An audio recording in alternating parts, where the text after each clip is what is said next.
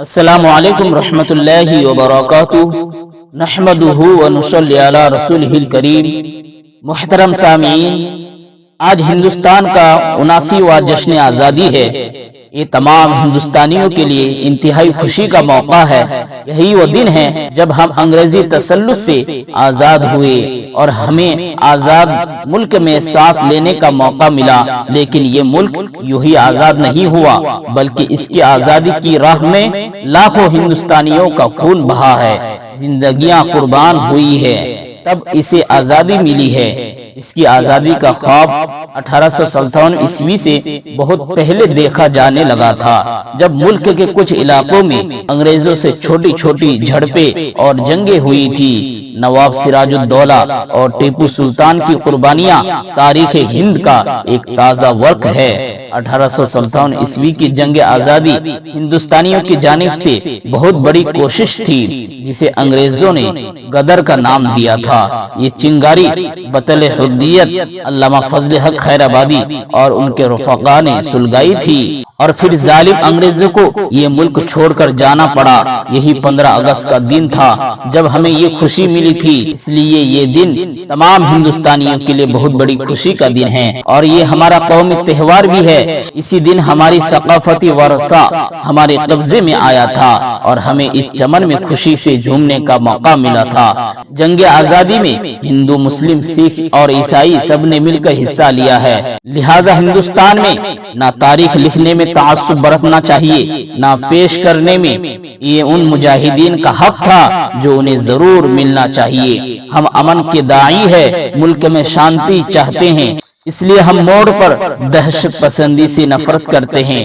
آج بھی ہم اعلان کرتے ہیں کہ جو اس دیش سے بغاوت والے لوگ ہیں، ہم ان سے بیزار ہیں، ہمارا ان سے کوئی رشتہ ناتا نہیں۔ یہ دیش آزاد ہوا ہے، لہذا یہاں ہم سب کو آزادی کے ساتھ رہنے کا حق ہے، اور یہ حق ہم سے کوئی چھین نہیں سکتا۔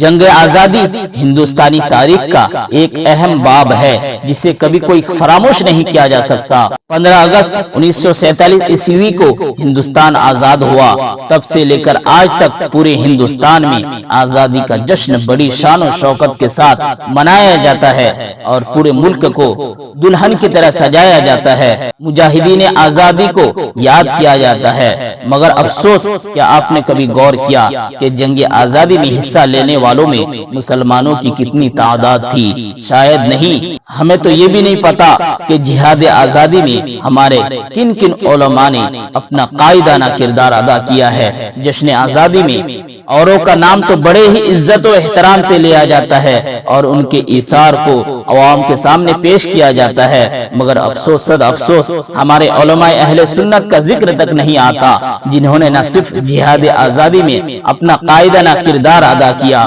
بلکہ اپنی جانوں کا نذرانہ بھی پیش کیا۔ دنیا میں مسلمانوں نے اپنی قوم، اپنے ملک و وطن کے لیے بے شمار قربانیاں دی ہے۔ اسی طرح جب بر صغیر سے انگریزوں کو 7 سمندر پار واپس بھیجنے کا معاملہ آیا تو مسلمانوں نے اپنا تن من دھن سب کچھ داؤ پر لگا دیا۔ ٹیپو سلطان نے جو قربانیاں پیش کی، 18ویں صدی کی تاریخ میں اس کی مثال نظر نہیں آتی۔ ٹیپو سلطان انگریزوں کے لیے آخری قلعہ ثابت ہوئے۔